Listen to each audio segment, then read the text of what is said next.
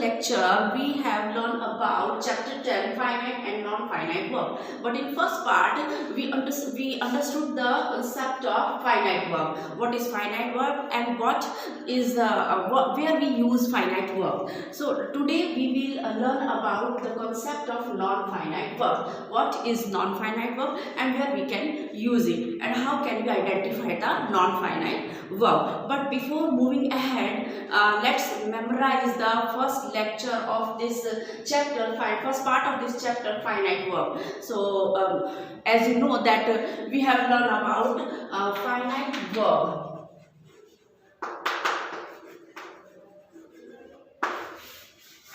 Finite verb is bounded with three things: tense of the subject, tense of the sentence, number of the sentence, and person of the sentence. It means finite verbs bound with three things. If the tense of the sentence change, the finite verb is also changed, and if the number of the sentence change, the finite verb is also changed, and if the person of the sentence change, the finite verb also change. Now let's move ahead and let's understand the concept of non-finite verb.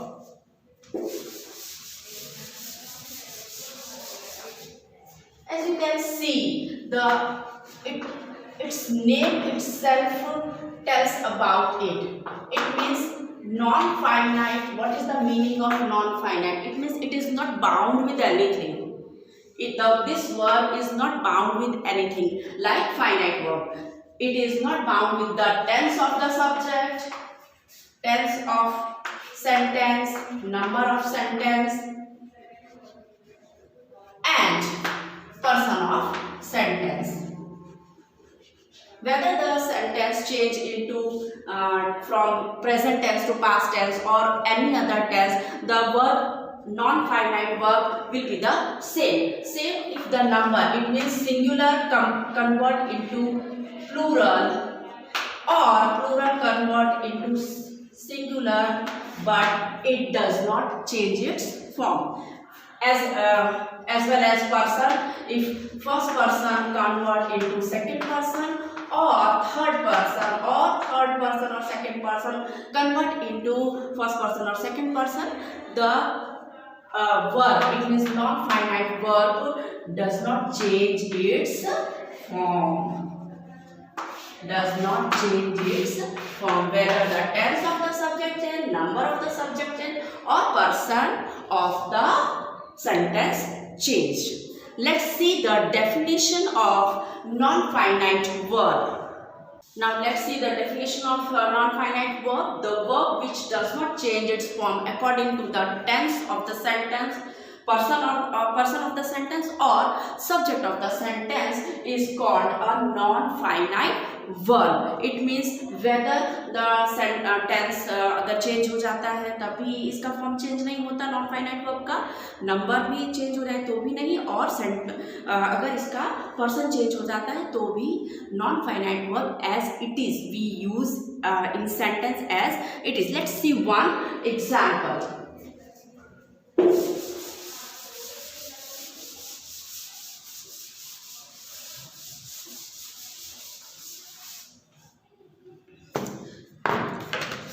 I want to go. I want to go. Okay? He wants to go.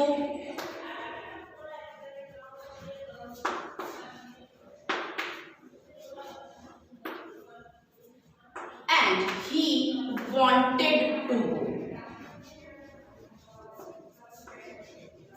Here you can see there are two verbs. First is wants or wanted, and second is to go. Here you can see want. I want to go, he wants to go, and he wanted to go. It means this is present tense and first person. This is also present tense but third person, and this is past tense and third person. So according according to the person, this want changed its form. Want, wants, wanted. It means want, wants or wanted is a finite verb here. Right? But to go and to go. This is also verb, but it doesn't change its form. Whether the person change or whether the tense of the sentence change. But this to go is same here. In all three sentences, the verb does not change its form. So to go here is a non-finite verb.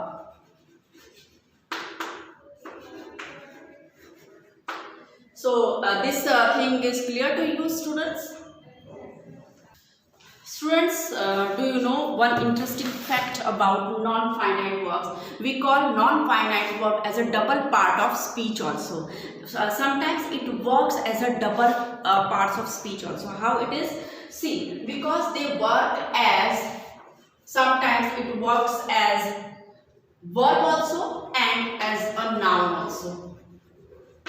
And it works as non-finite verb also and adjective also, and sometimes it works as an adverb also. Let's clear these things with an example. For example, how it works as a verb, non-finite verb, and as well as noun also. The example is, let's see, understand these things with example. I walk daily. I walk daily. Here walk is a main verb and it is a finite verb here. But if I say in other sentence like to walk is a good exercise,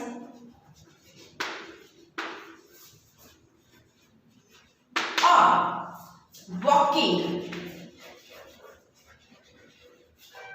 is a good exercise.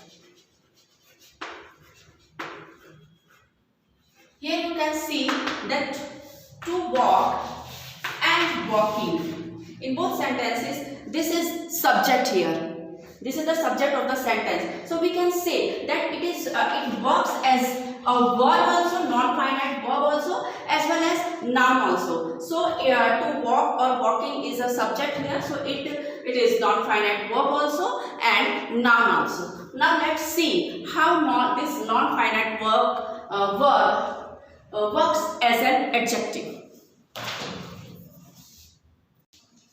Let's take another example and see how a non-finite verb works as an adjective. Okay, I eat boiled eggs.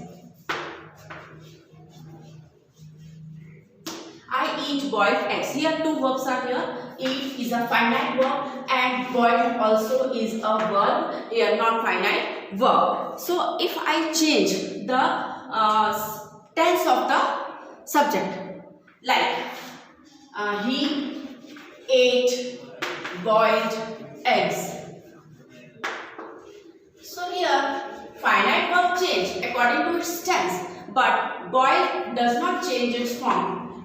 As well as boiled is a non-finite verb also and it acts as adjective also because it qualifies eggs, noun here. That's why we call it as, it is an adjective also.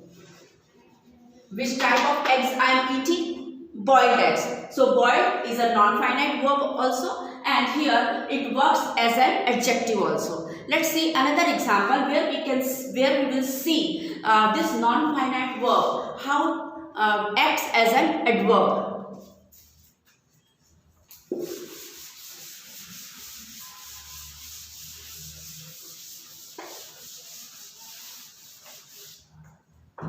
The last example of this non-finite verb where we will see the non-finite verbs how act as an adverb. Let's see the one sentence. I go to school daily. Sorry, I go to school to study. I go to school study, or he goes to school study.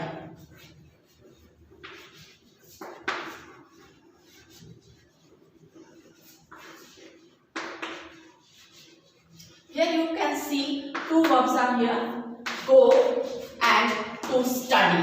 Why we go to school? Because we are going for study, we are going to school. And he goes. Here go form change its form according to its tense or according to its person. But to study is also a verb here. Here it is a non-finite verb as well as it is an adverb also, because it qualifies go. Okay, so here you can see to study is a non-finite verb also, and it is an adverb also. Why we go to school? We go to school to study. So students, I hope you understood this concept of non-finite verb and as well as finite verb. So just go through this video, and if you have any query, we will discuss it about our live session. Thank you and have a nice day.